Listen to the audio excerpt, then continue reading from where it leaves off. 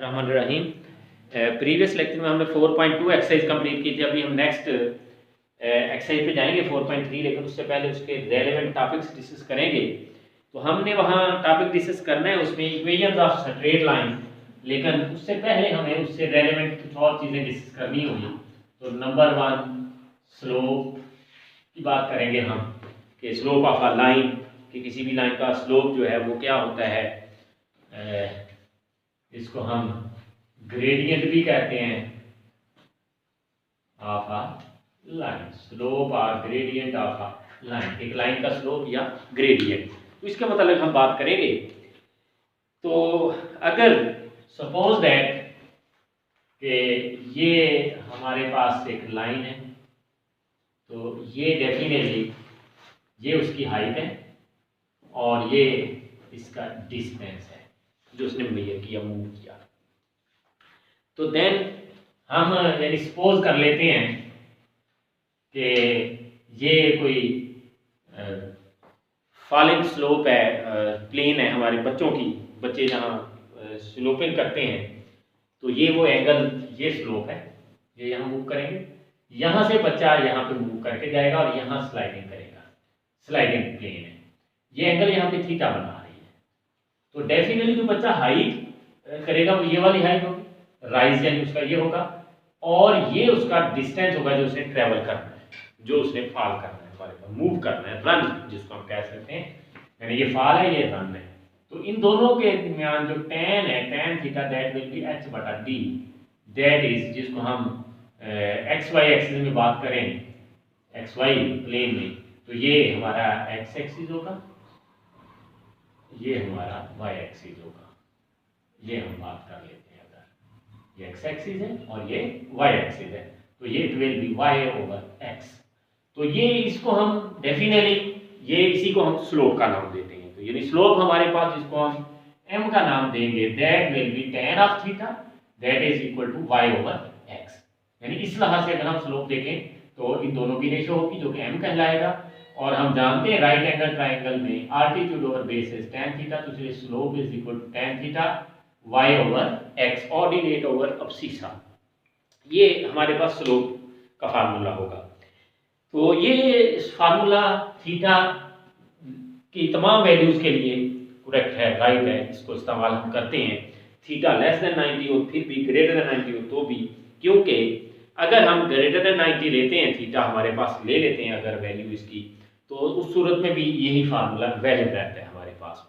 अगर हम सपोज करते हैं कि ये एक्स1 प्लेन लेते हैं, यहाँ पे कोई एक पी पॉइंट है और ये क्यू पॉइंट है, तो इन दोनों का हमने स्लोप फाइंड करना है।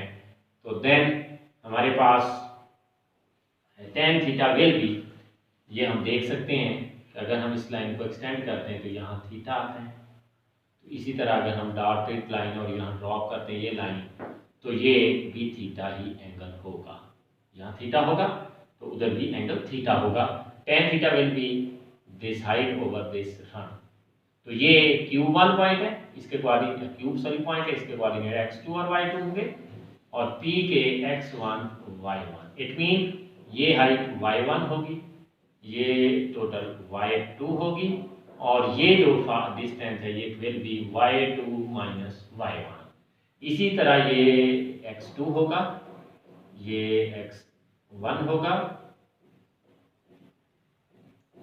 तो देन क्लियर लिखो जरा, ये डिस्टेंस x1 और ये x2, तो it will B x2 minus x1। तो tan of theta y2 minus y1 over x2 minus x1, it mean y coordinates का डिफरेंस ओवर x कोऑर्डिनेट्स का डिफरेंस।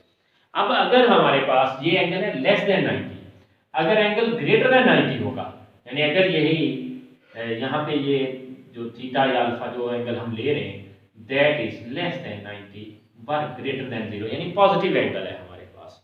अगर ये एंगल ग्रेटर देन 90 हो जाता है, फिर इसकी सिचुएशन क्या होगी हमारे पास, if theta is greater than 90, तो देन ये सिचुएशन हमारे पास होगी, लाइन यहाँ पे आएगी, ग्रेटर देन 90 ये एंगल है, इसको थीटा नाम देते हैं। तो हम ये line angle definitely 180 minus theta होगा। और उस सूरत में हमारे पास ये डिस्टेंसेस यूज किए जाएंगे वाई के।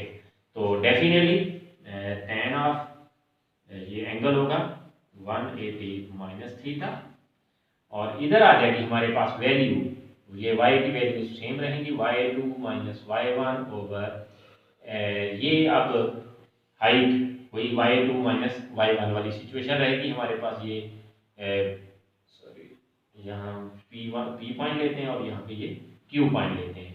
हाँ पता डिस्टेंस में वैल्यूज में फर्क पड़ेगा x कोऑर्डिनेट्स में, क्योंकि इधर सेकंड कोऑर्डिनेट में क्वाड्रेंट के अंदर जो x एक्सिस होता है हमारा दैट इज नेगेटिव, यानी x कोऑर्डिनेट नेगेटिव होगा, ये x2 है।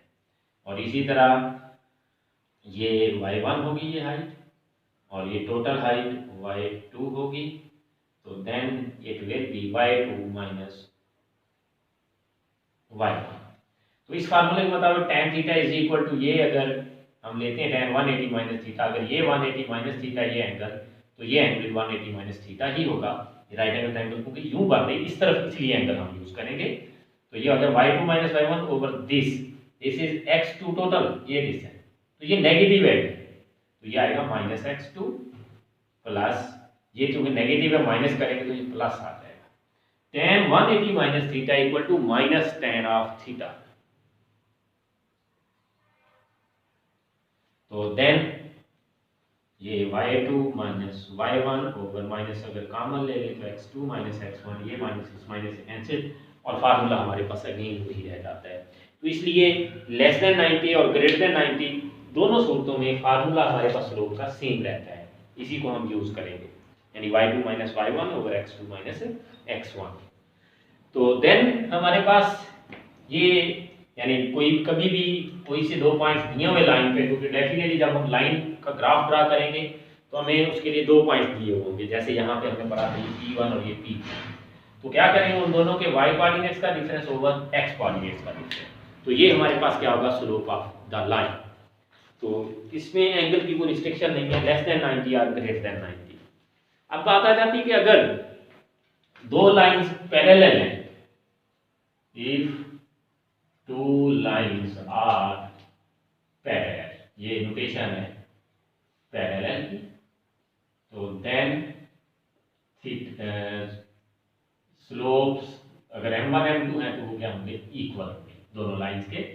If two lines are perpendicular,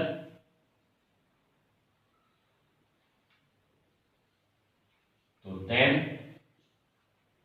m1 और m2 दोनों का प्रोडक्ट -1 होगा हमारे पास, कि अगर पैरेलल लाइंस हैं तो उनका रिलेशन हमारे पास, उनके स्लोप सेम होंगे, लेकिन अगर परपेंडिकुलर उनके स्लोप्स का प्रोडक्ट -1 होगा।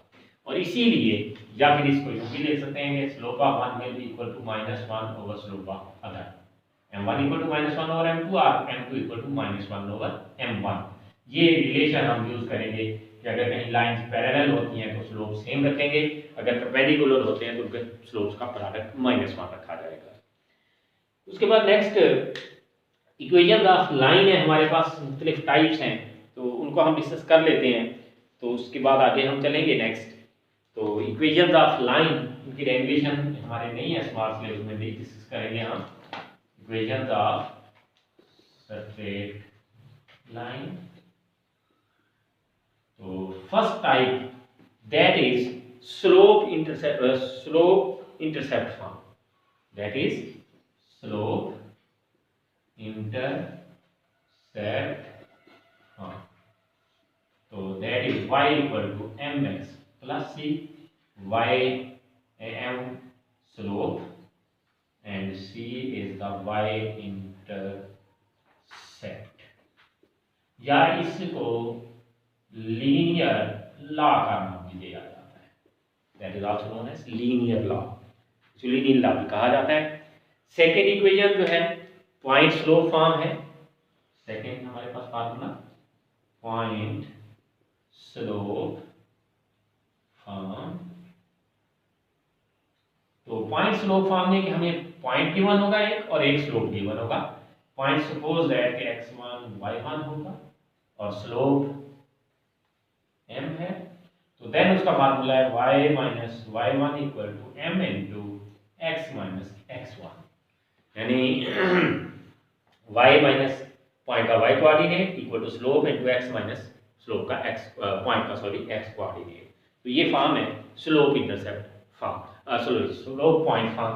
क्यों ये फार्मूला, इस पे स्लोप का फार्मूला हमने ये जो पढ़ा था, ये जो tan theta equal to m y2 minus y1 over x2 minus x1, इसी फार्मूले को देखते इसी से ये रिजल्ट बनता है, क्योंकि m इक्वल होगा y minus y1 over x minus x1। हाँ ये बताइए, इसमें ये चेंज हो सकती है, इसको हम y1 minus y2 over x1 minus x2 कह रहे हैं, इससे कोई फर्क नहीं पड़ता, क्योंकि माइनस ऊपर से कॉमन नीचे से भी कैंसिल हो जाएगा, यानी इसको हम y1 minus y over x1 minus x भी लिख सकते हैं, लेकिन प्रॉपर फॉर्म जो है वो यही बनती है। तो इसको हम अगर मल्टीप्लाई करते हैं तो ये रिजल्ट जो हमने लिखा है ये बन जाता है हमारे पास। उसके बाद नेक्स्ट हम जाते हैं symmetric form of equation of a line, कि सिमेट्रिक फॉर्म जो है इक्वेशन ऑफ लाइन की क्या होगी। थर्ड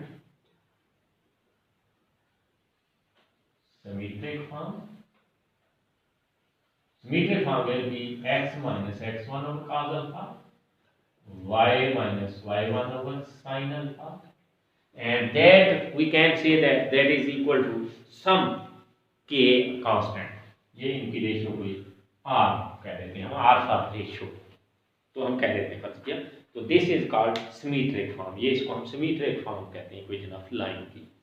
उसके बाद आ जाती है 2 point form, 4 type 2 point form. तो 2 पॉइंट फॉर्म जो है ये होगी y minus y1 equal to y2 minus y1 over x2 minus x1 into x minus x1। ये स्लोप पॉइंट स्लोप फॉर्म से ही बनती है, ये जो m है इसकी जगह स्लोप ऑफ लाइन जो कि हमने फार्मूला पढ़ा है वो अप्लाई कर देते हैं हम यहाँ पे, या इसमें जरूरी नहीं कि यही लिखना है, हम इसको यूं भी लिख सकते हैं y minus y2 y1 minus y2 over x1 minus x2 into x minus x2, या फार्मूला ये हम वैसे भी रहने दें तो यही रहेगा। तो यहाँ पे यानी ये जो पॉइंट हमने लिखने हैं ये फर्स्ट पॉइंट भी यूज कर सकते हैं, सेकंड पॉइंट भी यूज करते हैं, इक्वेशन हमारे पास सेम बनती होगी।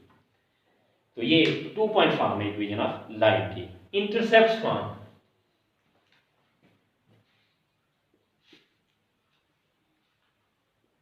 इंटरसेप्ट फॉर्म, तो दिन इसमें इंटरसेप्ट फॉर्म के अंदर ये होगा x over a plus y over b is equal to 1। a will be x intercept, b will be y intercept, यानी इसको थोड़ा समझ लें इंटरसेप्ट को, ये अगर इक्वेशन लाइन है हमने ड्रॉ की, तो जहां ये x एक्सिस को इंटरसेक्ट कर रही है, ये जो डिस्टेंस है that will B x intercept, और जहां ये y एक्सिस को कट कर रही है, ये जो हाइट है ये y इंटरसेप्ट। ये इसको हम y और x इंटरसेप्ट, जहां कोई लाइन x एक्सिस को इंटरसेक्ट करेगी वो उसका x इंटरसेप्ट कहलाएगा, डिस्टेंस यानी x कोऑर्डिनेट जिसको हम कहते हैं, और जहां y एक्सिस को कट कर रही वो उसका y इंटरसेप्ट कहलाता है। तो देन हम नेक्स्ट चलते हैं, तो नेक्स्ट इसकी normal form of equation of a line,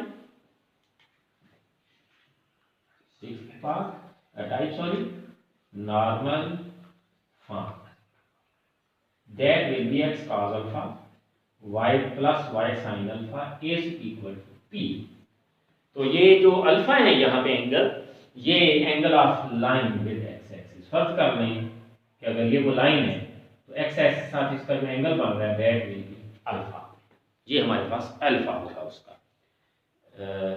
sorry normal form, sorry yes, ये तो लाइन का बन रहा है जहां हम अल्फा जो है ये ले लेते हैं, इस ओरिजिन से इस लाइन का परपेंडिकुलर ड्रा करते हैं, जो एंगल ये नॉर्मल परपेंडिकुलर को हम नॉर्मल भी कहते हैं। तो जो एंगल ये परपेंडिकुलर जो लाइन पे हमने ड्रा किया इधर बनाएगा उसका अल्फा मिलेगा, और पी इसकी क्या होगी, लेंथ होगी इस परपेंडिकुलर की ओरिजिन से इस लाइन पर। ये पॉइंट ले लेते हैं हम, ये बी लाइन है, ये इसके नॉर्मल हमने ड्रा किया यहाँ से ओरिजिन से, तो इसकी जो लेंथ है वो पी है, ये जो पी है, अल्फा उसका जो एंगल है था, तो इसको हम इसमें यूज करेंगे, ये इसकी नॉर्मल फॉर्म होगी इक्वेशन ऑफ लाइन की। तो उसके बाद हम नेक्स्ट चलते हैं एक्सरसाइज पे 4.3 एक्सरसाइज, क्वेश्चन नंबर 3 से स्टार्ट करेंगे हम।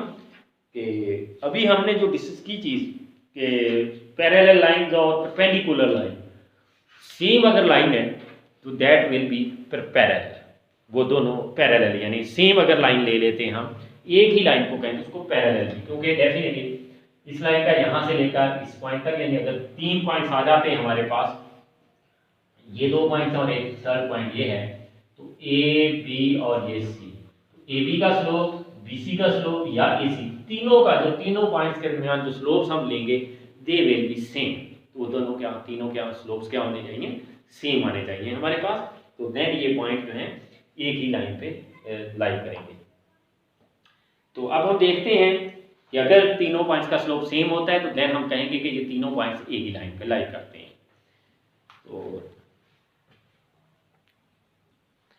तो हम नेक्स्ट देख रहे हैं क्वेश्चन नंबर 4.3 एक्सरसाइज डिस्कस कर रहे हैं। तो question number 3, by means of slope show that line following points lie on the same line. In points के जरिए, स्लोप्स के जरिए हमने प्रूव करना है कि ये पॉइंट एक ही लाइन पे होंगे। तो हम क्या करते हैं, इन पॉइंट्स का स्लोप फाइंड करेंगे, ए बी का, बी सी का, यानी फर्स्ट और सेकंड का, सेकंड थर्ड का, या फर्स्ट सेकंड फर्स्ट थर्ड का, जैसे भी हम फाइंड कर लें, अगर वो स्लोप सेम आ जाते हैं तो हम कहेंगे कि ये पॉइंट्स एक ही लाइन पे लाई करते हैं। तो देखते हैं हम question number 3 first A part 4.3 exercise question number 3 A part. तो ए पार्ट दिया हुआ है -1 -3, इनको नाम दे देते हैं कि लेट ए है -1 -3 पॉइंट, बी पॉइंट कोऑर्डिनेट्स हम लेते हैं दैट इज 1 5 और सी 2 9।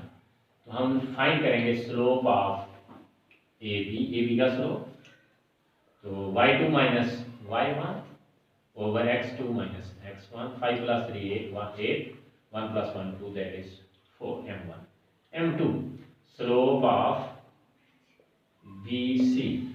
तो BC का slope 9 minus 5 2 minus 1 5 9 minus 5 4 4 by 1 that is 4 m2। As m1 equal to m2, so points lie on the same line। तो पॉइंट्स एक ही लाइन पर लाई कर रहे हैं। तो देन हम नेक्स्ट चलते हैं, इसका second B part same procedure से होगा। क्वेश्चन नंबर 4, फाइंड केस होता है line joining A B and the line joining points C and D are number first part parallel, number 2 perpendicular. K find करना है जबकि ए बी को मिलाने वाली लाइन और सी डी को लाइन मिलाने वाली लाइन पैरेलल में, जब फिर के फाइंड करेंगे, और जब परपेंडिकुलर है देन हम के फाइंड करेंगे। तो क्वेश्चन नंबर 4, तो हम m1 की बात करते हैं, स्लोप ऑफ ए बी का स्लोप m1, जबकि ए और बी पॉइंट्स हमें दिए हुए हैं, इधर हम लिख देते हैं ए बी सी डी, ये चारों पॉइंट्स हम लिखते हैं। तो ए बी पॉइंट हमारे पास है 7 3 एंड के -6, ये है 7 3 एंड बी के -6, see that is -4 5 and -6 and 4।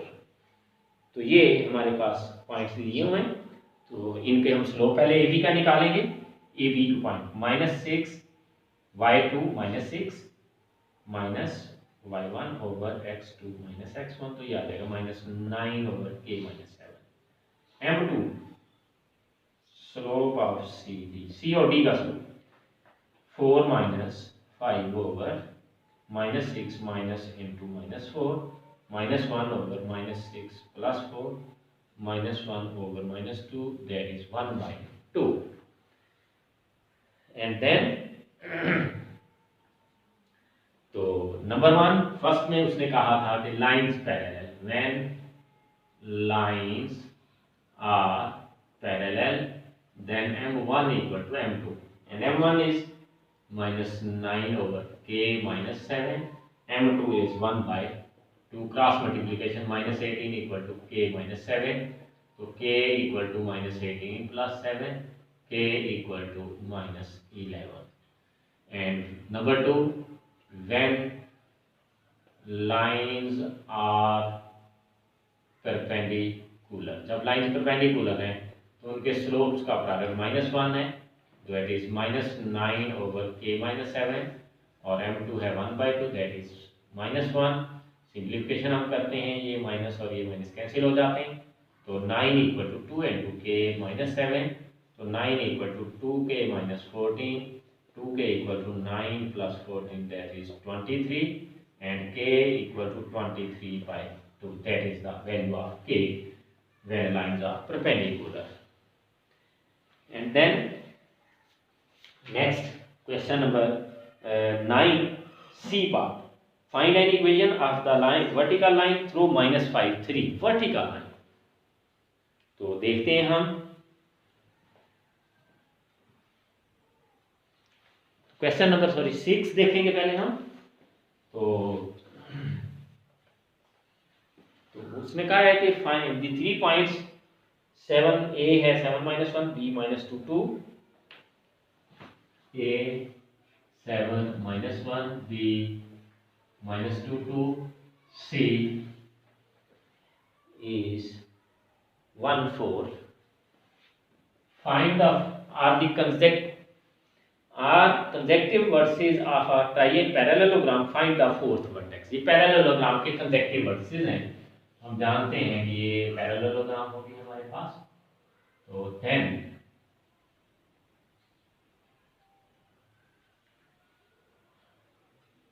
ये ए बी और ये सी, ये ले लेते हैं, या ए बी और यहाँ सी ले लेते हैं हम, ये 3 वर्सेस दिए हैं। ये फोर्थ वर्टेक्स डी, ये हमें फाइंड करना है। हम लेट करते हैं कि let D be the fourth vertex of the parallelogram. No, अब पैरेललोग्राम में डेफिनेटली अपोजिट साइड्स के एंगल सेम होते हैं, यानी इन दोनों लाइन का स्लोप और इन दोनों लाइन का स्लोप सेम होगा। तो no slope of A B का slope 2 - n2 - 1 over -2 - 3 over -9, that is -1/3. Slope of CD, तो y - 4 over x - 1. तो and slope of AD, y minus y1 over x minus x1, that is y plus 1 over x minus 7.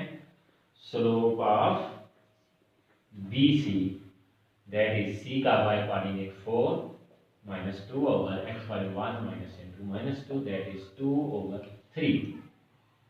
तो लिखेंगे हम now as ABCD is a parallelogram, so M1, M2, M3 and M4 नाम देते हैं। So M1 will be equal to M2. M1 है हमारे पास -1/3 और M2 है y - 4 over x - 1, cross multiplication minus into x minus 1 and 3y minus 12 minus x plus 1 equal to 3y minus 12.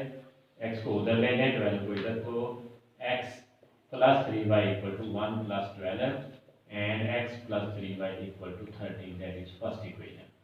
And m3 equal to m4. m3 is y plus 1 over x minus 7 equal to 2/3. 3y plus 3 equal to 2x minus 14, 2x minus 3y equal to 17, that is second equation. अब इन दोनों equation को solve करते हुए हम x और y find करें, that will be the fourth vertex D। तो first और सेकंड इक्वेशन को ऐड करते हैं हम। First equation x plus 3y equal to 30, add करेंगे 3y cancel, 3x equal to 30 implies x equal to 10. Putting in 1, 10 plus 3y equal to 13, 3y equal to 13 minus 10, that is 3, and y equal to 1. So implies D vertex, D point, that is 10 and 1. This is the fourth vertex of the parallelogram.